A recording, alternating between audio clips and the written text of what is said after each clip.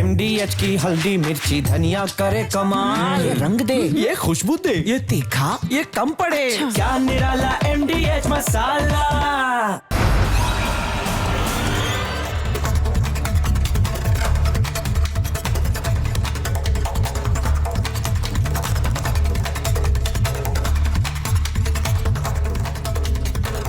दर्शकों नमस्कार, प्रणाम।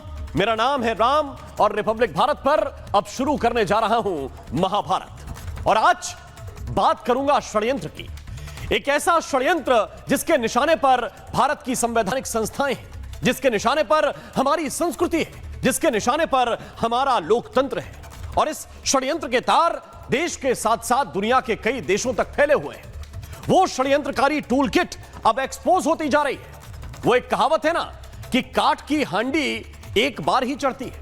यह काठ की हांडी कितनी बार चढ़ेगी? जब बार बार देश को अस्थिर करने की कोशिश की जाएगी तो उसका बेनकाब हो जाना तय है। कभी राफेल, कभी पेगासस, कभी किसान आंदोलन, कभी 3 तलाक, कभी सीए, शाहीन बाग, दिल्ली दंगे, कभी ईवीएम पर यह षड्यंत्रकारी टूलकिट जो एक्टिवेट रही है, आजकल वोट चोरी और एसआईआर पर न केवल एक्टिवेट हो गई है बल्कि ओवर टाइम कर रही है। उसका नया निशाना कौन है दोस्तों? मैं आपको दिखाना चाहता हूं। इनका नया निशाना है चुनाव आयोग।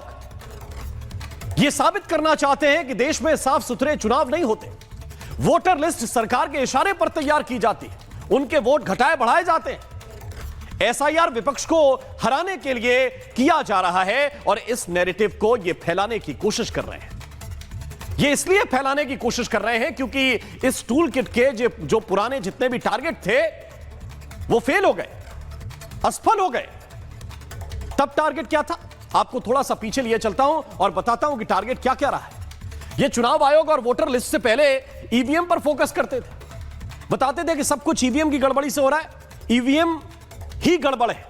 ईवीएम को गलत बताते थे, लेकिन अब ईवीएम को नहीं, अब ये बता रहे हैं कि भाई ईवीएम जैसी है सुस है, लेकिन सारी गड़बड़ी जो है वो हो रही है इस वजह से क्योंकि ये वोटर लिस्ट जो है ये अपने हिसाब से बनाते हैं।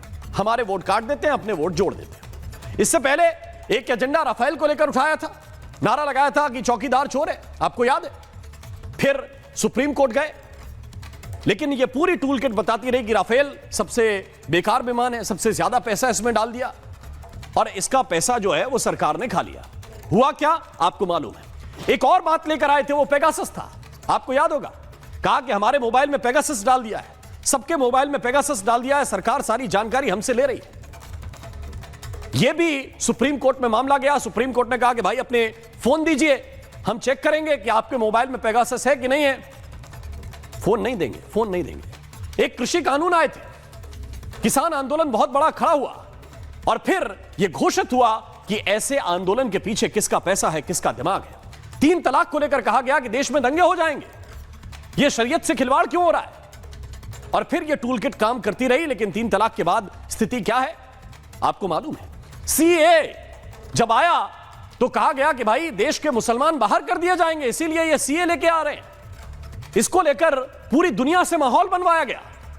सीए लागू हुआ और देश का एक मुसलमान उसकी वजह से बाहर नहीं गया, क्योंकि वो तो बाहर के रहने वाले, विदेश के रहने वाले लोगों के लिए कानून था, अंदर के लोगों के लिए था ही नहीं। हम ये बार बार समझाते रहे, लेकिन ये जो टूल किट है वो अपना काम करती रही। शाहीन बाग का पूरा मामला इसी का रचा हुआ था। दिल्ली में दंगे हुए, ये टूल किट एक्टिवेट थी।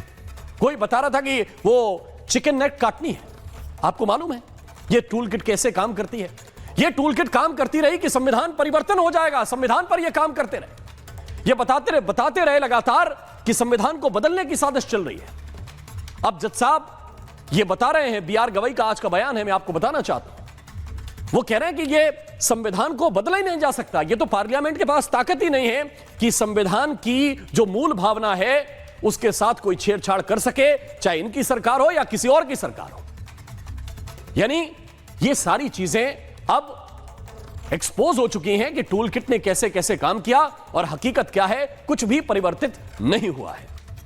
इस टूल किट का मकसद सरकार गिराने से ज्यादा, सरकार को हटाने से ज्यादा दर्शकों अराजकता भड़काने का रहा है।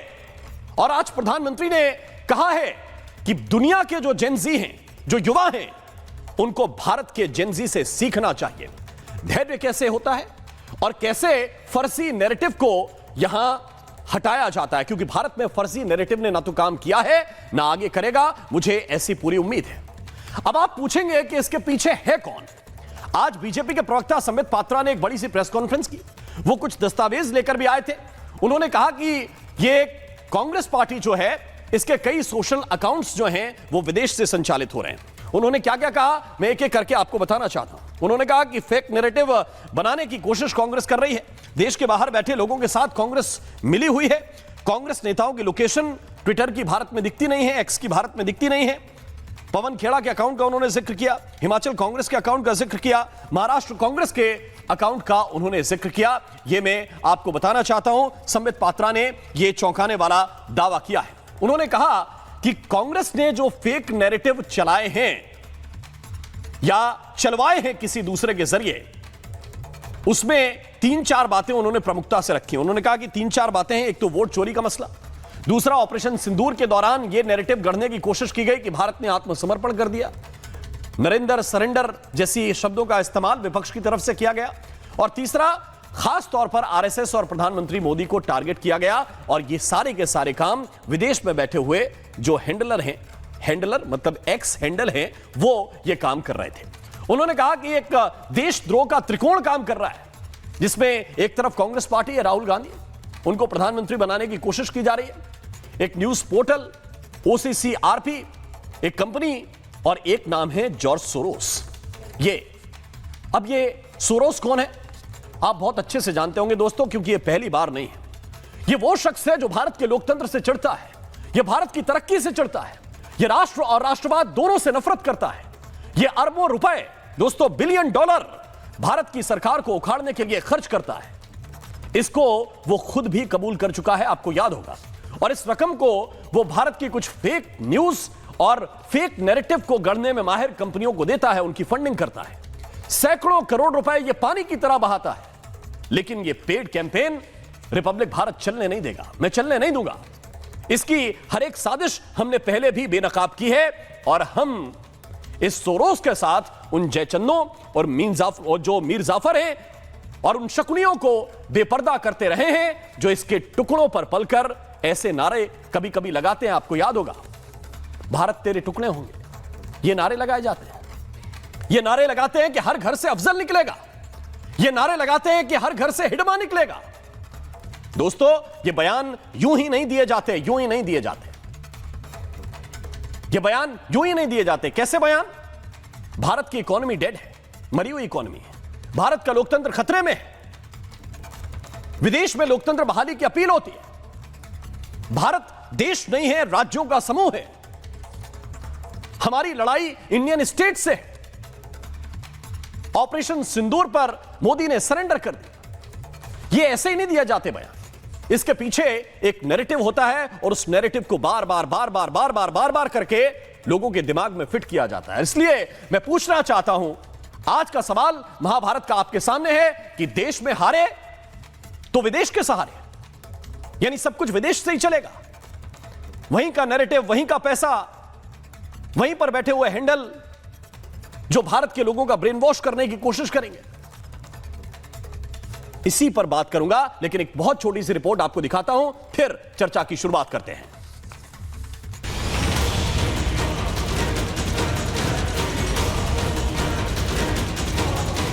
राहुल जी के अलावा पूरे देश में कोई ऐसा नहीं है जो राहुल जी के अलावा जिसको पूरा देश एक्सेप्ट करे। किसी भी कीमत पे राहुल गांधी को प्रधानमंत्री बनाना है, चाहे उसके लिए देश को ही क्यों ना बेचना पड़े, देश को ही विदेश की भूमि से क्यों ही ना अपमानित किया जाए कि वोट चोर गद्दी छोड़। यह नैरेटिव आप अगर देखेंगे तो पूरी तरह से किस प्रकार दूसरी देशों से बनाया जा रहा था। झूठ फैलाना और उसको चुपचाप स्वीकार कर लेना दोनों ही गलत काम है। एक बात पानी की तरह साफ है कि बीजेपी बुरी तरह से वोट चोरी करते हुए धरी गई है। राहुल गांधी केवल विदेश जाकर देश के खिलाफ नहीं कहते, वो केवल जेन जी से मिलकर के देश के खिलाफ एक माहौल बनाने की कोशिश नहीं करते। वो प्लानिंग के साथ, डिजाइन के साथ किस प्रकार से इस काम को विदेश में डेलीगेट किया हुआ है। तो बांग्लादेश से, पाकिस्तान से, साउथ ईस्ट एशिया के अन्य हिस्सों से, वेस्ट एशिया से, यूरोप से, अमेरिका से बैठे उनके लोग जिनका इंडिया से कोई लेना देना नहीं है, वो भारत में नरेटिव सेट एक मूर्खता की बात कर रहे हैं कि कांग्रेस समर्थित अकाउंट एक्स पर दूसरी लोकेशन से चल रहे हैं। तो एक्स ने क्लैरिफाई किया है कि ये ग्लिचेस हैं। अगर बीजेपी की ही बात मान ली जाए तो बीजेपी गुजरात आयरलैंड से क्यों चल रहा है, स्टार्टअप इंडिया आयरलैंड से क्यों चल रहा है, डीडी न्यूज यूएसए से क्यों चल रहा है। बीजेपी के तमाम ऐसे समर्थित अकाउंट्स हैं जो मलेशिया से चल रहा है। और आइए चर्चा की शुरुआत करते हैं। इस वक्त कुछ खास मेहमान मेरे साथ जुड़े हुए हैं। राधिका खेड़ा मेरे साथ हैं, प्रवक्ता हैं भारतीय जनता पार्टी की। मेरे साथ अवधेश कुमार जी हैं, वरिष्ठ पत्रकार हैं। मेरे साथ जगदीश शर्मा हैं, इस वक्त लीडर हैं कांग्रेस पार्टी के। संजय सरकार मेरे साथ हैं, लीडर हैं टीएमसी के। प्रेम कुमार जी मेरे साथ हैं, वरिष्ठ पत्रकार हैं। आप सभी का बहुत बहुत स्वागत है। लेकिन सबसे पहले मैं चाहता हूं जगदीश शर्मा आप इस बात को रिस्पॉन्ड करें, क्योंकि संबित पात्रा बहुत गंभीर आरोपों के साथ सामने आए। उन्होंने कहा कि ये जो टूल किट इनकी पहले चलती थी, अब ये देश में माहौल खराब करना चाहते हैं। वोट चोरी का नाम लेकर अराजकता और गृह युद्ध की स्थिति पैदा करना चाहते हैं। ये मकसद है आप लोगों का? देखिए राम भाई, सबसे पहले जो 10 मिनट का भाषण आपने सुनाया, बड़ा अंदर गहरी आत्माओं से बोल रहे थे। पर्दे के पीछे आप भी समझ रहे थे चल क्या रहा है। उसका सारांश बता दूं, उसका सारांश ये निकल के आता है कि चोर मचा रहे हैं शोर, चोरी खुद कर रहे हैं और शोर खुद मचा रहे हैं। रही संबित पात्रा की बात, उसको सीरियस लेता कौन है? ना मोदी को कोई सीरियस लेता आज के टाइम, ना उनको। जब से वोट चोरी देश को पता लगे वोट चोरी की सरकार चल रही है। ये तो सरकारी चुरा लेते। आपने कहा पहले ईवीएम का शोर मचाते थे, थोड़ी बोलते थे भाई। मैंने आपको आरोपों का पूरा पॉइंट बात करने के लिए कहा है। मैंने आपको अब भाई मोदी की बात कोई नहीं सुनता है। नहीं, मैं पॉइंट बता, मोदी की बात कोई नहीं सुनता है, संबित पात्रा की बात कोई नहीं सुनता है। इस देश में केवल बात राहुल गांधी की सुनी जाती है। मेरी बात तो सुन लीजिए, मीडिया के और मेरी बात तो सुन लीजिए। मैं कह रहा हूं, मैं तो आपके मतलब की बात बता रहा हूं जगदीश शर्मा, थोड़ा सुनिए धैर्य से। मैं तो कह रहा हूं कि इस देश में राहुल गांधी की बात सुनी जाती है। आपने जो कहा मैंने दोहरा दिया। राहुल गांधी की बात सुनी जाती है, ना मोदी को कोई सुनता है और ना संबित पात्रा को कोई सुनता है। अगर राहुल गांधी की बात इस देश में सुनी जाती है तो ये विदेश के लोगों की मदद क्यों लेते हैं? सारे काम विदेश में जाकर क्यों करते हैं? देश में करें, देश के लोगों से करवाएं। यही तो लोकतंत्र है। अरे भाई, ये सारे काम वहां पर जाके क्यों बताते हैं कि भाई? अरे भाई राम भाई, विदेश की, अरे राम भाई, विदेश की मदद कौन लेते हैं? मोदी लेते हैं। नमस्ते ट्रम्प याद है? नमस्ते ट्रम्प तो याद होगा, विदेशी था कि स्वदेशी था, ये भी बता दो देश को। जा जाके ढोल बजवाता, नगाड़े बजा के कालू के डांस देखता है। कौन जाता है विदेश में, कौन मदद लेता है? राहुल गांधी तो भारत में भी सच बोलता है, बाहर भी सच बोलता है। झूठ क्या बोलता है राहुल गांधी, ये बता दीजिए। राधिका खेड़ा, चोरी नहीं हो रही क्या? देश को नहीं लूटा। राहुल गांधी क्या झूठ बोलते हैं बताइए जरा। नहीं, मैं पूरी बात का जवाब। एक मिनट जगदीश शर्मा, आ रहा हूं आपके पास, आ रहा हूं। सभी को नमस्कार। सभी को नमस्कार। पहले तो मैं ये कांग्रेस के प्रवक्ता को बता दूं, नरेंद्र मोदी जी की जो ये कह रहे थे कोई नहीं सुनता, एक देश के 140 करोड़ भारतीय सुनते हैं। इसलिए जब कोरोना आया और प्रधानमंत्री जी ने कहा सब घर में रहेंगे तो सब घर में रहे। जब प्रधानमंत्री जी ने कहा कि हमारे हेल्थ वर्कर्स के लिए, सबके लिए मिलकर हमने मोमबत्तियाँ जलानी है, थाली बजानी है, सब ने किया, घर में रह के किया, कोई वायोलेशन नहीं हुआ। और मैं आपको ये बहुत जिम्मेदारी से कह रही हूँ, अगर यही कांग्रेस की सरकार होती तो अराजकता फैल चुकी होती कोरोना काल में। अब आते हैं, इन्होंने कहा संबित पात्रा की कौन सुनता है? भाई साहब, संबित पात्रा को 6,29,330 वोट मिले थे। आपके कांग्रेस के कैंडिडेट को उसी पुरी में 25,000 वोट भी नहीं मिले थे। तो किसकी कहां सुनी जा रही है, ये भी बात है। और एक और बात बिल्कुल सही, हमारी कोई नहीं सुनता क्योंकि हम जनता की सुनते हैं। हम जनता के सेवक हैं, जनता के नौकर है। राजशाही परिवार से आप हैं, इसीलिए आप अपनी सुनानी की चलते हैं। दूसरी बात, अब ये बताइए ना, पवन खेड़ा यहाँ पे मेरे सामने है, महाराष्ट्र कांग्रेस मेरे सामने है, हिमाचल कांग्रेस, पुलकित सिन्हा, ऑल्ट न्यूज कैरावैन और प्रतीक सिन्हा तो सब जानते हैं, ये फैक्ट चेकर सिर्फ कांग्रेस पार्टी के लिए है। टीम 7 ऑफिशियल कौन सा एक्टर चलाता है, सावधान इंडिया वाला, वो भी सब जानते हैं। फिर रही बात ये सारे के सारे अर्पित, मजहूर, निधि सिंह राठौर, और ये सारे अकाउंट्स ऐसे भी है राम जी, अगर आपको याद होगा एक टूल किट हमने देखा था जब देश में अराजकता फैलाने की कोशिश करी जा रही थी किसान आंदोलन के समय। ऐसे ऐसे टूल किट बने थे कि विदेशी सिंगर्स को तक भेजे गए थे और उन्होंने आइडेंटिकल ट्वीट्स करी थी, क्योंकि वहां से भी जॉर्ज सॉरस भी था, तो वो रिकॉर्ड मिला था। आपने भी, आपके चैनल ने भी उस समय ये कवरेज करी थी, ऑन रिकॉर्ड वो पीडीएफ मिले थे जिसमें बकायदा ट्वीट्स लिख कर आई थी कि क्या किया जाना है। जिस तरीके आप ये लगातार ये बीच में बोले हैं राम जी, अगर ये मेरे बीच में बोलेंगे फिर जब ये बोलेंगे जगदीश जी थोड़ा थम जाइए, थोड़ा थम जाइए, मैं आपके पास आऊंगा और कौन रिस्पॉन्ड करेगा, आप ही रिस्पॉन्ड करेंगे, लेकिन थोड़ा सा वेट कर लीजिए। मुझे तो बोलने नहीं दे रहे हो आप लोग। अरे जगदीश शर्मा राहुल गांधी, अरे सब्र तो कीजिए, डिबेट अभी ऑन हुई है, कि युवा को अभी खत्म नहीं हो रही, थोड़ा सब्र कीजिए भाई। अरे फिर ये भाषण क्यों सुनवा रहे हो भाई? इसको कांग्रेस राहुल गांधी द्वारा देश के युवा को उकसाने की कोशिश करी गई थी, क्या नतीजा हुआ था? जगदीश शर्मा थोड़ा सा आपको सब्र करना पड़ेगा, थोड़ा सा आपको सब्र करना पड़ेगा, सर ऐसे डिबेट नहीं होते, आप जानते हैं। आप चाहते हैं कि केवल आपका भाषण सुनाया जाए, मैं काउंटर का टाइम आपको ना दूं तब आप मुझे ये कह सकते हैं। पहले राधिका खेड़ा की बात कंप्लीट होने दीजिए, फिर मैं आपके पास आता हूं। राधिका खेड़ा जी, फिक्र मत करिए जगदीश जी, ईडी जल्द आपको बुलाने वाली है, दूसरी तीसरी बार, 2 बार तो आप ऑलरेडी जा चुके हैं, वहां जाके जितनी कहानी सुनानी है सुनाइएगा। आप भी कांग्रेस के उस संलिप्त करप्शन के अंदर का हिस्सा है, सब जानते हैं। रही बात, अब देखिए पवन खेड़ा कौन है? कम्युनिकेशन इंचार्ज, मतलब कि मीडिया के प्रभारी, ये तय करते हैं कि कांग्रेस पार्टी की क्या मीडिया पे नीति रहेगी, क्या वहां के लोग बोलेंगे, बहुत महत्वपूर्ण इंसान है। और ये वो तक तय करते हैं कि राहुल गांधी हो या कांग्रेस अध्यक्ष हो, उनकी स्टेटमेंट मीडिया पे क्या आएगी, मीडिया तक कांग्रेस की क्या बातचीत रखी जाएगी। जितने प्रवक्ता आज टीवी पे बैठते हैं, इनके दिशा निर्देश पे चलते हैं। इनका अकाउंट यूएसए से क्यों चलता है ये आके बताएं। कभी इनके 2 वोटर आई कार्ड निकलते हैं, कभी इनकी पत्नी के 2 वोटर आई कार्ड निकलते हैं, संदिग्ध मामले इनके हमेशा लेकिन राधिका जी बहुत सारे हैंडल्स का डिटेल तो कांग्रेस पार्टी भी शो कर रही है कि भाई ये भी इधर से चल रहा है, कुछ आयरलैंड से चल रहा है। क्या ये पर्याप्त है आरोप लगाने के लिए? राधिका जी जवाब देखिए, कांग्रेस पार्टी जो इल्जाम लगाती है, आप मुझे बता दीजिए कि भारतीय जनता पार्टी ने आज तक देश विरोधी क्या काम किया है? क्या हमने किसान आंदोलन के समय किसानों को उकसाने की कोशिश करी? क्या खालिस्तान के कहने पे चले? आपको याद है कितने खालिस्तानियों के अकाउंट और कितना खालिस्तानी इंटरफेरेंस था? मैं फिर याद दिलाती हूँ, कांग्रेस ने जॉर्ज सॉरस का जो टूल किट आया था, बकायदा अपने प्रवक्ताओं को भेजा था, बकायदा उस टूल किट से सबने ट्वीट किया था। ये टीम 7 ऑफिशियल जिसका मैंने आपको यहाँ पे दिखाया, ये टीम 7 ऑफिशियल एक बहुत वेल नोन एक्टर चलाते हैं जो सावधान इंडिया को होस्ट करते थे जी, उनके वहां से भी माध्यम से भी ये भेजेगा। मैं बहुत जिम्मेदारी से ये बात कह रही हूँ, लेकिन तब भी अराजकता नहीं फैला सके। जब इस देश में आप देखिए, और ये आजकल फिर राहुल गांधी सहपरिवार बाहर है। 2 दिन पहले ही वीडियो आया और जगदीश शर्मा जी ज्यादा अच्छे बताएंगे कि दुबई इनके नेता रॉबर्ट वाड्रा क्या करने गए हैं। जगदीश शर्मा रिस्पॉन्ड कीजिए। ओके, थोड़े और खड़गे साहब ने खुद पत्रकारों को डीब्रीफिंग में बताया कि राहुल गांधी भी बाहर जा रहे हैं। अब की बार क्या लेकर आएंगे? राम भाई, अब चुप कराओ। राम भाई, मैंने कहा ना तो मोदी जी को देश की जनता सीरियस लेती, ना संबित पात्रा को, और मजे की बात है राधिका खेड़ा को भी नहीं लेती है। राहुल गांधी के पीछे घूमती थी, सीरियस नहीं लिया। बीजेपी मोदी नाम सी से लेना शुरू करिए और मेरे देश के प्रधानमंत्री के लिए दोबारा ये मत बोलिएगा। 11 साल से बाहर बैठे हैं और 1100 साल भी बाहर रहेंगे। इनको कौन देश के प्रधानमंत्री के लिए तमीज से बात करिए। तो आप तो सीरियस लेंगे। आपके राहुल बाबा नहीं है कि कुछ भी बोल देंगे और हम सुन लेंगे। इनको तो झूठ बोलने के लिए राहुल गांधी ने लिफ्ट दी। मेरे देश के प्रधानमंत्री के लिए तमीज से बात करना जगदीश शर्मा। हम मोदी जी भी नहीं लेंगे।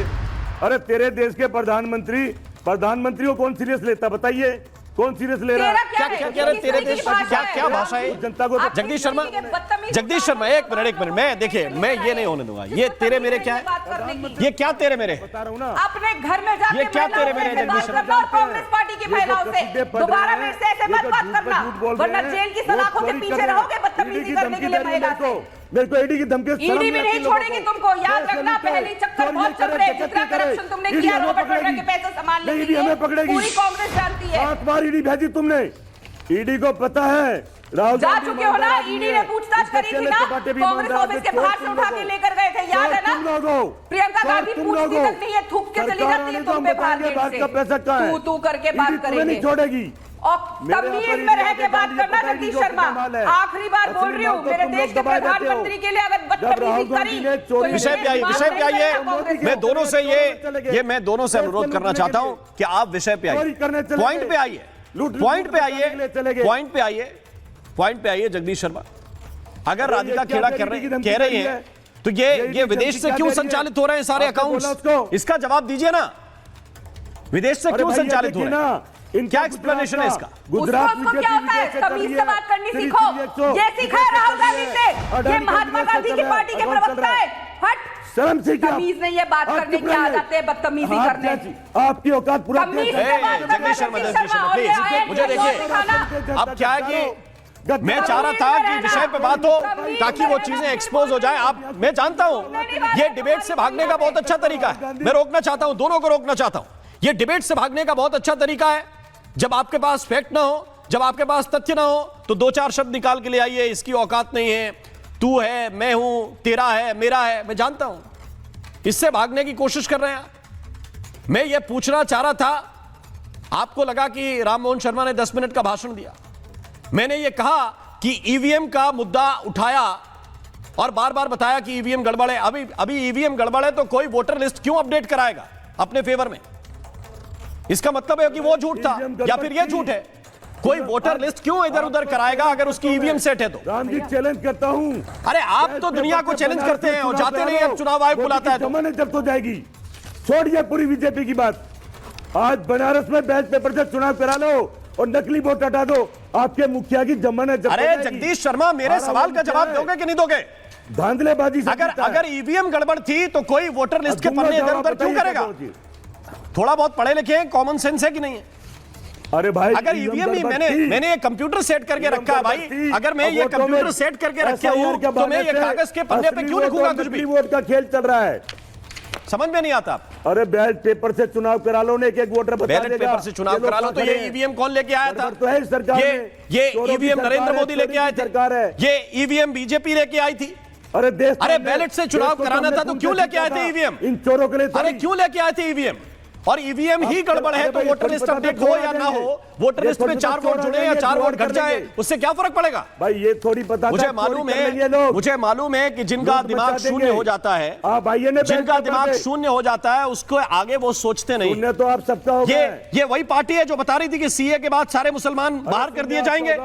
आप 15 लोगों का नाम बताइए मुझे, 5 लोगों का नाम बताइए मुझे, एक व्यक्ति का नाम बताइए जो सीए से बाहर हो गया हो। ये प्रोपेगेंडा नहीं चलेगा। अरे कितनी बार प्रोपेगेंडा चलाओगे? कितनी बार टूल किट से लिखवाओगे इधर का उधर, इधर का उधर, इधर का उधर? नहीं चलेगा जगदीश शर्मा। और मैं कह रहा हूं कि थोड़ा सा ठंडा पानी पीजिए, दिमाग को शांत कीजिए। अगर फैक्ट हो तो आप उंगली उठाना, मैं वापस आऊंगा आपके पास। अभी टाइम वेस्ट करने का मेरा मूड नहीं है। प्रेम कुमार जी ये बताइए, ये समस्या किधर? ये बार बार चलाया जाने वाला प्रोपेगेंडा, बार बार फेल होने वाला प्रोपेगेंडा, और उसके बाद नई चीजें निर्धारित कर लेना और पीछे की तरफ यह भी नहीं कहना कि भाई वो जो मैंने प्रोपेगेंडा चलाया था वो झूठा था, गलत था, मैं माफी मांग लेता हूं उसके लिए। क्या ये इस देश का युवा या जेनजी स्वीकार करेगा? देखिए राम मोहन जी, इस देश में जब से नरेंद्र मोदी जी की सरकार आई है, आप देखेंगे देश में गद्दार ज्यादा हो गए, वफादार कम हो गए, देश के खिलाफ बोलने वाले कम हो गए, विदेश के हाथों चलने वाले ज्यादा हो गए। ये किसकी असफलता है? ये सरकार कर क्या रही है? विदेश से अकाउंट चल रहे हैं और ये अगर इलीगल है तो लीगल इस पर एक्शन कौन लेगा? विदेश से अकाउंट चलना इलीगल है कि नहीं, आप थोड़ा बता दीजिए। अगर है तो एक्शन होना चाहिए और नहीं है तो फिर बहस किस बात की? ये दोनों चीजें हैं। दूसरी बात ये आती है कि भाई प्रोपेगेंडा चला। अरे सत्ता जिसके पास में है, जिसके पास सारी मशीनरी है, प्रोपेगेंडा सत्ता चलाएगा कि जिसके पास जो सत्ता से बाहर है वो चलाएगा? ये तो अलग ही है। क्या आपको सोरोस का बयान याद नहीं है कि उसने कहा कि $1 बिलियन खर्च करेंगे? हम या याद है कि नहीं? किसका बयान याद करें? सोरोस क्या इंडिया का नागरिक है? भारत का नागरिक है। तो बात ही इस बात पे हो रही है कि विदेशी लोगों को इंटरेस्ट है भारत की डेमोक्रेसी बर्बाद करने में। इस देश आपको इस पे इंटरेस्ट नहीं होना चाहिए। सुन लीजिए, इस देश की सत्ता को लगता है कि जॉर्ज सोरोस देश के लिए खतरा है तो प्रत्यर्पण करा के ले आइए, या फिर बोलिए कि हम नहीं ला सकते, हम सरकार नहीं चला सकते, सारे हमारी सरकार के खिलाफ साजिश होगी और हम कुछ कर ही नहीं पा रहे। कैसी सरकार चला रहे भाई? अपोजिशन विदेश से मिला हुआ है, पाकिस्तान से मिला हुआ है, चाइना से मिला हुआ। आप कर क्या रहे हो भाई? सरकार किस बात की चला रहे हो? कोई क्षमता नहीं है सरकार चलाने की। ये नहीं। सवाल है राममोहन शर्मा जी, पूछिए थोड़ा सत्ता ये से पॉइंट है, कीजिए ये मैं सवाल। पूछूंगा। लेकिन प्रेम कुमार, जितनी बातें मैंने पहले कही, मुझे बताइए ना, सीए के वक्त क्या ये नहीं कहा गया और ये पूरी टूल किट इस बात पे एक्टिवेट नहीं थी कि सारे मुसलमान बाहर कर देंगे? ये सीए कराई इसलिए रहे हैं कि मुसलमानों को बाहर निकालना है। आप तो पत्रकार हैं, आपके पास तो 10-5 की लिस्ट होगी जिनको सीए के तहत बाहर कर दिया हो, और अगर नहीं किया तो फिर कहिए कि प्रोपेगेंडा था। वो किसने फैलाया, किसका पैसा आया, इस पे आपका इंटरेस्ट है। नहीं सीए कि प्रोपेगेंडा था कि नहीं था? फिर भी मैं बोल रहा हूं सुनिए। सीएए जो था उसमें यह कहा गया कि नॉन जो है मतलब मुस्लिम, उन सबको यहां पर आप नागरिकता देंगे, यही तो बात थी। और ऐसा इस भाषा में कभी इस देश में बात नहीं हुई थी कि नॉन मुस्लिम और वगैरह वगैरह। इसके बाद एनआरसी की बात हुई और उसका विरोध हुआ कि भाई अपने ही देश के लोग क्या सबूत देंगे कि हम इस देश के नागरिक हैं। और सीए का मतलब क्या? आपसे भी हमसे सीए भी का सबसे किस बात का मांगा विरोध था जाएगा भाई? अपने कि देश के लोगों को सबूत नहीं देना था ना, सीए में तो नहीं देना था ना, सीए में कोई सबूत नहीं देना था अपने देश के लोगों को, बाहर के लोगों को सबूत देना था नहीं देना था कि हम आ रहे हैं, आपको नागरिकता दीजिए। ये प्रोपेगेंडा चला के सर, इस देश के लोगों को ब्रेन वॉश करने की जो साजिशें हैं वो इस देश ने पकड़ ली हैं। अवधेश कुमार जी, मुझे बताइए क्यों नहीं सरकार ये रोक पाती, और सरकार का दायित्व क्या है जो प्रेम कुमार जी पूछ रहे हैं, आप रिस्पॉन्ड कीजिए।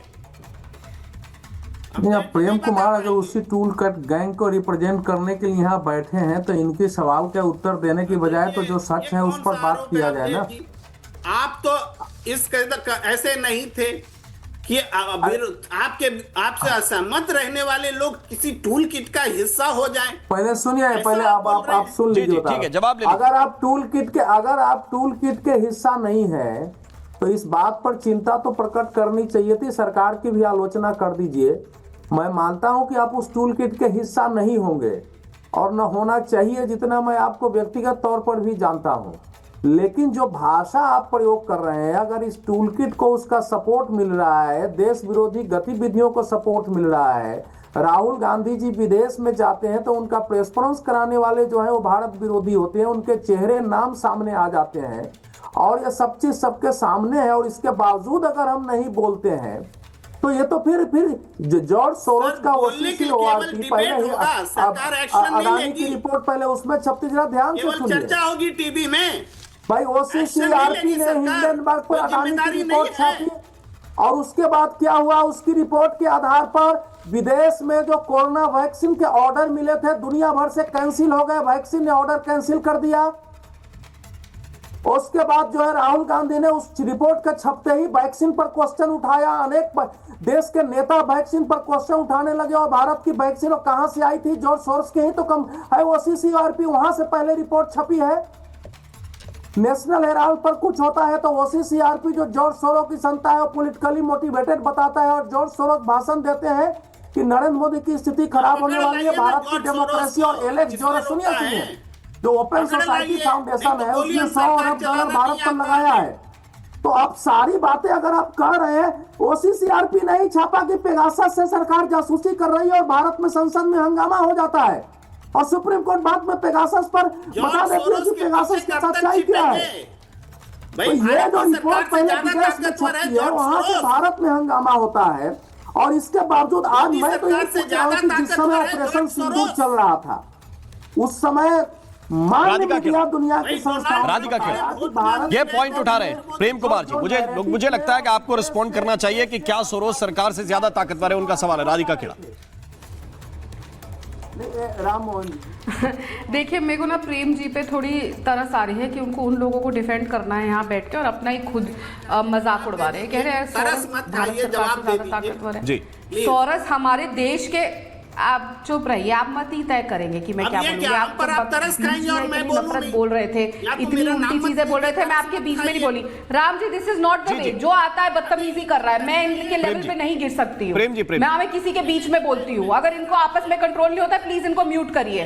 यहाँ पे अराजकता ना फैलाए, इस देश में अराजकता की कोई जगह नहीं है। अगर जॉर्ज सोरोस हमारी देश की सरकार से, अरे छोड़िए, जॉर्ज सोरोस तो हमारे देश के नागरिकों से भी कमजोर है, इसीलिए उसका हर एजेंडा, उसकी हर मंसूबे, उसका जितना पैसा वो यहाँ भेजता है, जितना वो राहुल गांधी को ट्रेन करता है, उतना ही इस देश की जनता अपनी इस एक उंगली से वोट की चोट देती है। भारत की जनता की एक ये उंगली, फिर बोल रही हूं प्रेम जी, इस उंगली को ध्यान रखिएगा, इस एक उंगली से भारत की जनता जॉर्ज सोरोस को तबाह कर देती है हर बार। तो आपका जॉर्ज सोरोस बहुत ही कमजोर है, सरकार तक तो जाने की बात ही नहीं आती, देश की जनता ध्वज कर देती है देश के दुश्मनों को। ये है मेरा भारत और ऐसे मेरा भारत जवाब देता है। आप एक्शन लीजिए ना, आप उंगली दिखा रही हैं। अरे आपने नहीं दिखाया, आपने तो कोशिश करी कि राहुल गांधी और जॉर्ज सोरोस बैठ जाए। सोरोस आके हिंदुस्तान में साजिश रच रहा है और आप बेबस बैठी हुई हैं, कुछ कर ही नहीं पा रही हैं। जॉर्ज सोरोस ताकतवर हो गया। समझ के बारे में मैं क्या कहूं, बेवकूफ से अगर हम डिबेट करेंगे तो बेवकूफी पे उतरना पड़ेगा। अगर जॉर्ज सोरोस यहाँ पे, अगर जॉर्ज सोरोस अपनी चीजों में, आप बोल रहे हैं कि जॉर्ज सोरोस को जनता ही जवाब। प्रेम कुमार जी देखिए, आपको बना, अगर आप अपने ऊपर सीनियर जर्नलिस्ट लिखवाना चाहते हैं तो आप मेरी बात समझिए, है ना। मैं पत्रकारिता के अनुभव में आपसे कम हूं, लेकिन कॉमन सेंस की बात कम से कम आप करेंगे, मैं ये उम्मीद करता हूं, है ना। जॉर्ज सोरोस वहां बैठकर किसी तीसरे के जरिए फंडिंग करता है। वो भारत का नागरिक नहीं है कि उसके जेब में डालिए हाथ और इधर कांस्टेबल पीछे पहुंचे और कमर पकड़ के घर पे ले आए, है ना। इतना तो आप भी जानते हैं कि नहीं जानते। वो एक कारोबारी है, उसका पैसा कई चैनलों के थ्रू चल रहा है। यह खुलासा हुआ कि नहीं हुआ? वो फंडिंग करता है, यह खुलासा हुआ कि नहीं हुआ? आप इस देश के पत्रकार हैं कि सोरोस के पत्रकार? मैं बोलूं नहीं, सोरोस के पेरोल पे है क्या? सोरोस के पेरोल पे है क्या? वो फंड वाया फंड आपके पास आ रहा है क्या भाई साहब? मदद मांगता है यूएस जाके। वो फंड इधर आ रहा है क्या घूम घाम के? नहीं, मैं पूछ रहा हूं ना, ये फंड घूम के आ रहा है कि किसी चैनल से? मुझे ये समझ में नहीं आ रहा है कि एक ऐसे व्यक्ति के खिलाफ जो भारत में प्रोपेगेंडा की मशीनरी खड़ी करना चाहता है, आपको क्या तकलीफ है भाई? तकलीफ कांग्रेस पार्टी को थोड़ी बहुत हो तो समझ में आता है कि उनका प्रोपेगेंडा सोरोस का प्रोपेगेंडा सेम है। आपका क्या प्रॉब्लम है? तकलीफ है क्योंकि ये आपका क्या प्रॉब्लम है भाई? ये चाहते हैं भारत इस देश में जो फर्जी नैरेटिव गढ़ने वाले हैं, इस देश में जो डिसइंफॉर्मेशन फैलाने वाले हैं प्रेम कुमार, वो पैसा कहां से पा रहे हैं हमको मालूम है। अपोजिशन का विरोध करने के लिए जॉर्ज सोरोस का सहारा लेना पड़ेगा। ऑपोजिशन है कहाँ? ऑपोजिशन कभी कोलंबिया में होती है, आजकल दुबई में है। ऑपोजिशन को बोलिए भारत में रहना सीखे, फिर बात करें भारत की।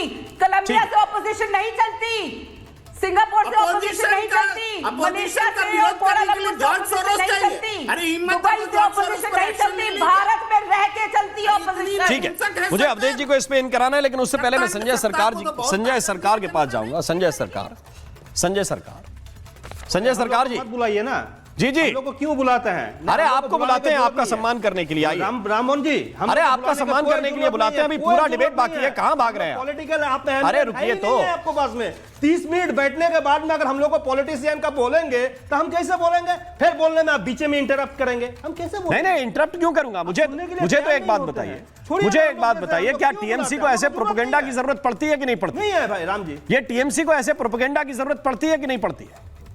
या ये टीएमसी ये जो प्रोपेगेंडा है एक्सक्लूसिवली कांग्रेस हायर करती है? जरूरत पड़ती है मुझे बताइए आप। संजय सरकार जी स्क्रीन पर हैं, बोलिए प्लीज। देखिए, सबसे बड़े बात तो आप 30 मिनट के बाद में मेरे को बोलने का मौका दिया है, बीच में इंटरप्ट नहीं करेंगे। हाँ, बोलिए। हम चौथे बड़े पार्टी हैं, हम बिल्कुल आप चौथी बड़ी पार्टी है। आप उसी ईवीएम से जीत के आते हैं, जिस ईवीएम से मोदी जी जीत के आते हैं, इसलिए आप बोलिए। ठीक है, सबसे बड़े बात क्या मैं बता, संजीव पात्रे को कहीं ना कहीं डर सता रहा है, इसको सरकार जा रहा है। जब सरकार जाने का नौबत आ जाता है तो ये कभी भी कोई भी लिंक कहीं भी जोड़ देंगे। जैसे देखिए हेमंत बुसो शर्मा जब असम में तरुण गोगोई आदिवासियों के लिए आंदोलन कर रहे थे तो तरुण गोगोई को बारे में क्या बोला, ये पाकिस्तान के जुड़े, आज भी प्रूव नहीं कर पाया वो पाकिस्तान से जुड़े हुए हैं। और रह गया ना जॉर्ज सोरोस का पेरोल है प्रेम कुमार, ना भारतीय जनता पार्टी का पेरोल है राममोहन शर्मा, दोनों ही भारतीय जनता पार्टी का और जॉर्ज सोरोस का पेरोल। और जॉर्ज सोरोस के इतना क्षमता नहीं है जो मेरे हिंदुस्तान के ऊपर अटैक करेंगे, आग दिखाएंगे। शायद डोनाल्ड ट्रंप दिखाने की हिम्मत नहीं है, तो वो तो बहुत दूर के बात है। और हम जब भी आज डिबेट में बात करें सीबीआई, ईडी, एनआईए के बारे में हम बोलते ही नहीं है। क्यों नहीं बोलते हैं? इस कारण में नहीं बोलते हैं, फालतू बेकार को, जब सत्ता में जो सेंट्रल में रहेंगे उसको मालिक के काम वो लोग करते जाएंगे। यहां पर बेकार फजूली बात करके बढ़ाने से कोई फायदा नहीं हुआ। मुद्दा बात पे हम लोग नहीं आ पाता है कभी भी। सबसे बड़े बात क्या है, देखिए मैं बताता हूं, आज जिस तरफ से आप यहां पर डिबेट में आप आज शामिल किए हैं, बोल रहे कोई जो सरोज आते हैं अपना देश में आके अपने मतलब जी यहाँ पर सरकार, किसको सरकार, भारतीय जनता पार्टी का सरकार इतना कमजोर हो जो सोच उसको सरकार गिरा देंगे। टूल किट इतना कमजोर है जो उसको सरकार गिरा देंगे। अगर लोकतंत्र के उपाय से आए तो लोकतंत्र के उपाय से ही सरकार जाएंगे। और रहेंगे राष्ट्रवाद के बारे में, कौन से पार्टी राष्ट्रवाद है? ये भारतीय जनता पार्टी अब राष्ट्रवाद है ना। जो तमाम पत्रकार जो बैठते रहते हैं, जो भाजपाए मतलब जो राष्ट्रवाद के पक्ष में हो तो भाजपाई बात के बाद में करते रहते हैं। क्या था आपको बताइए तो ये आजादी को पहले 1925 से लेकर 47 तक वंदे मातरम आरएसएस बोला नहीं है। 1947 में जिस दिन मेरा 15 अगस्त देश आजाद हुआ, तिरंगे को पैर में कुछाल दिया था। आज भी तो सदन में वंदे मातरम और जय हिंद जैसे शब्द प्रयोग करना बंद कर देगा। अभी जो नया आपको दिसंबर में सेशन चालू हो रहा है, ये देशद्रोही नहीं है, ये सरकार का देशद्रोही नहीं है, देशद्रोही 100% है। इसके लिए भी जवाब होना चाहिए। और रह गया है सबसे बड़े, जब ऑपोजिशन का डरना चालू करते हैं सत्ताधारी पार्टी, तब कुछ भी बोलता है। इसको लिंक यूएसए से है, इसको लिंक सीआईए से है, इसको लिंक एमएसएस से है, इसको लिंक एसबीएस से, इसको लिंक मोसाद से, इसके लिंक आईएसआई से है। हकीकत में अगर है तो आप क्यों नहीं मतलब उसको प्रूफ कर पा रहे हैं जी इसको लिंक है यहाँ पर। इसको अब अगर लिंक है तो आप जल्दी राष्ट्रद्रोही का मामला, आपके सारे सवाल मैंने ले लिए हैं। राधिका खेड़ा रिस्पॉन्ड कर रहे हैं उस पर। राधिका खेड़ा जी बोलिए। डाल दीजिए। ओके, डाल रहे मोसेस ने मिलके राहुल गांधी और आपकी सरकार गिराई। ये आपको राहुल गांधी जो आपके साथी हैं इंडी ठगबंधन के, उनसे पूछना चाहिए कि उन्हीं के एमपी राज्यसभा के जो होते थे केतकर साहब, उन्होंने ऐसा क्यों कहा। 2014 से पहले उनकी सरकार थी, उनकी सरकार होते होते अगर मोसेस ने आके उनकी सरकार गिरा दी तो आप लोगों के गठबंधन वाले बहुत कमजोर थे और उनकी इंटरफेरेंस की वजह से वो हार गए। लेकिन हमारे यहाँ ऐसा नहीं हो पा रहा है ना। आपका जॉर्ज सोरोस हो या कोई पॉड सोरोस हो, कोई भी नहीं सफल हो पा रहा है। लेकिन सवाल पूछे जाएंगे ना जब दीक्षा शर्मा पाकिस्तान में बैठकर फर्जी फोटो अपनी लगा के प्रधानमंत्री जी के ऊपर अभद्र टिप्पणी करेगी। सवाल तब भी पूछे जाएंगे जब अर्पित शर्मा यूरोप से ये बात पूछेंगे और भी यूजर्स कोई पाकिस्तान से बैठ के यहाँ पे अराजकता फैलाने की बात करेगा। और मैं आज बता दूं, अगर ये कह रहे हैं कि हम टूल किट लेकर आ रहे हैं, संबित जी डर गए। अरे आपको किस बात का डर है भाई साहब, जो टीएमसी कब्र में से बाबर को निकाल के आ रही है। पूरे देश में आपको कोई मुसलमानों का नेता ही नहीं मिला, कोई देश में आपको कोई ऐसा मुसलमान ही नहीं मिला जिसने भारत के लिए कोई गर्व का काम किया हो, जो आप बाबर के लिए फिर मस्जिद बना रहे हैं क्योंकि बंगाल में चुनाव आ रहे हैं। तो आपकी जो क्या हार है और क्या नहीं है वो बाबर की मस्जिद से पता चल गया है, क्योंकि टीएमसी का वही स्टैंड है। चुनाव सत्य है, वोटर हट रहे हैं, बांग्लादेशी सामने आ रहे हैं तो बाबर कब्र से बाहर आ रहे हैं। कौन जी संजय सरकार बताइए। बांग्लादेशी आ रहे हैं तो बॉर्डर में आप लोग क्या कर रहे हैं? आप भांग पी के सोया रहते हैं, आप भांग पी के सोया रहते हैं। बॉर्डर तो बीएसएफ है, बीएसएफ कौन देखता है? गृह मंत्री जी देखता है, बीएसएफ गृह मंत्री जी देखता है। और गृह मंत्री जी को गृह मंत्री जी को मैं है, अगर वो कैसे सोया रहता है, कैसे घुसपैठी बांग्लादेशी आ जाता है बताइए। अगर बाबर का प्यार आपको दिल में है, मेरे दिल में नहीं है। अगर बाबर का दिल अगर आपको पैर में है, बाबर की जरूरत क्यों पड़ गई? अब मुझे इन कराना है इसमें अवधेश जी को इन कराना है मुझे। अवधेश जी, जगदीश जी मैं आ रहा हूं आपके पास इस जवाब के बाद। अवधेश जी प्रॉब्लम क्या है? सोरोस पे कोई बात करे तो नाराज होते हैं संजय सरकार, नाराज होते हैं प्रेम कुमार, नाराज होते हैं जगदीश शर्मा। इसकी जड़ क्या है? इसकी समस्या क्या है? इसको आपने फाइंड आउट किया क्या कि सोरोस की बात करो तो तकलीफ क्यों होती है? देखिए ऐसा है राम मोहन जी, भारत के इतिहास में देखेंगे तो किसी एक राजा के जलन से दूसरे ने हमारे यहाँ विदेशियों को आमंत्रित किया, देश पर आक्रमण कराया और देश गुलाम हुआ। हमारे यहाँ का इतिहास रहा है, जरा कड़ी बात मैं कह रहा हूँ। तो इस देश में राष्ट्रीय स्वयंसेवक संघ नरेंद्र मोदी भाजपा के विरुद्ध इतनी नफरत, घृणा और गुस्सा है, उसमें भी जब सत्ता चली गई है कि किसी सीमा तक जाने को तैयार है। आप कृषि कानून विरोधी आंदोलन के समय याद करिए, जब ग्रेटा थनबर्ग ने विदेश से एक टूलकिट जब उसने जब पोस्ट किया है तब भारत में मालूम पड़ा कि पीस फॉर जस्टिस जो खालिस्तानी समर्थक संस्थान है, जिसको कि उसके आधार पर चल रहा था, कांग्रेस से लेकर सारी पार्टियों के लोग उसकी मीटिंग में बैठ रहे थे। आप कनाडा में से उसकी कई बैठकें होती थी जहां से पाकिस्तान का सूचना मंत्री उसमें बैठता था और भारत के लोग बैठ रहे थे। लेकिन ये बात करना, अरे भारत इतना कमजोर देश है, अरे भाई कमजोर देश नहीं है तभी बचा हुआ है। लेकिन भारत में आग लगाने के लिए वो लिख रहा है कि ह्यूमैनिटी की सबसे बड़े प्रोटेस्ट में क्या आप शामिल होने जा रहे हैं जी? ये आर यू पार्टिसिपेटिंग, ये था उसका। और आप उस समय से देखेंगे, चाहे शाहीन बाग का आंदोलन है, मिनट के अंदर यूनाइटेड नेशन से लेकर के दुनिया भर की चीजें चली जाती थी। उंगली नीचे करिए। आप तो पहले अच्छे आदमी थे, कैसे कैसे आजकल बात कर रहे हैं आप जगदीश शर्मा, क्या भाषा प्रयोग कर रहे हैं आप किसी के बारे में? अपने नेता को जाके समझाइए, जब विदेश जाते हैं तो पाकिस्तान। अरे भाई, ना तो आप बीजेपी के नेता हैं, ना पत्रकार हैं, आप हैं कौन? मैं ये नहीं जानता। आयोजित करती है जो भारत, मैं ये कहता हूँ दलाली करते हो, दलाल हैं आप तो। पत्रकार वार्ता, दलाल का काम अपना काम कर रहे हो, करते रहो। ना तो आप बीजेपी के नेता हैं। मैं आपके पास आया, मुझे लगा कि कोई काम की बात बताएंगे, मुझे लगा कि कोई पार्टी की बड़ी नीति बताएंगे, मुझे लगा कि किसी पॉलिसी पे बात करेंगे। आपको अवधेश जी से समस्या में आता है। भाई प्रेम कुमार जी ने बीजेपी से सवाल पूछे, कोई उनके लिए अभद्र भाषा का इस्तेमाल कर रहा है क्या? ये बेसिक डिसिप्लिन है, इसको थोड़ा सा समझिए फिर जवाब दीजिए। जगदीश शर्मा बोलिए। देखिए, अरे भाई बोलने तो दो।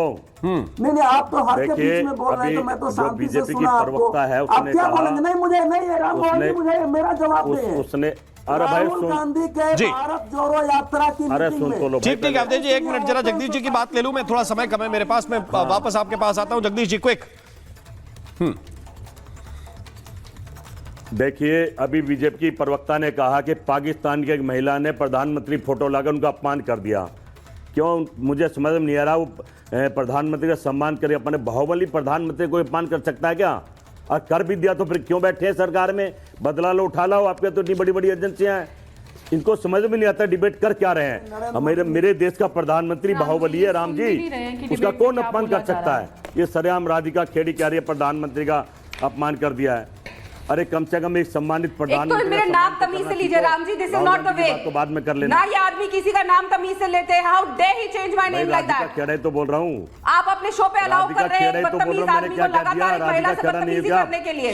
जगदीश जी, भाई मैं तो बदतमीज आप लोगों, अगर आपको नाम नहीं पता मेरा तो डिबेट छोड़ के चले जाइए। ये अलाउ नहीं करूंगा। आप किसी का सरनेम चेंज नहीं कर सकते। आप किसी का सरनेम चेंज नहीं कर सकते। आप देखिए, मैं एक बात कहना चाहता हूं, मैं आपको एक बात कहना चाहता हूं। आपके लीडर्स ने अपना सरनेम चेंज किया, वो बात ठीक है, लेकिन सबको अपना सरनेम प्यारा होता है। उनका सरनेम आप न तो छेड़ सकते हैं न चेंज कर सकते हैं। हाँ, आपके यहाँ ये परंपरा है तो आप अपना चेंज कीजिए, या नेताओं का अपने चेंज होते देखिए, ये ठीक बात है। सामान्य शिष्टाचार की भाषा तो निभानी पड़ेगी। आप सभी का मैं बहुत बहुत धन्यवाद करना चाहता हूं, बहुत बहुत शुक्रिया करना चाहता हूं, लेकिन एक बात स्पष्टता के साथ कहना चाहता हूं, ये जो सोशल वर्क है ना, इसके पीछे चलने वाली साजिशें ये देश समझ रहा है, उनको रिस्पॉन्ड भी कर रहा है और अब बहुत ताकत के साथ रिस्पॉन्ड करेगा। इसीलिए वो सारे प्रोपेगेंडा जो अलग अलग तरह से फैलाने की कोशिश की गई, उनका जवाब इस देश ने दिया है और ये देश आगे भी यूं ही जवाब देता रहेगा। महाभारत में आज के लिए बस इतना ही। नमस्कार। अब आया असली स्वाद। अब आया स्वाद। जब स्वाद के पड़े हो लाले तो MDH का चंकी चाट मसाला डालें। MDH का चंकी चाट मसाला। MDH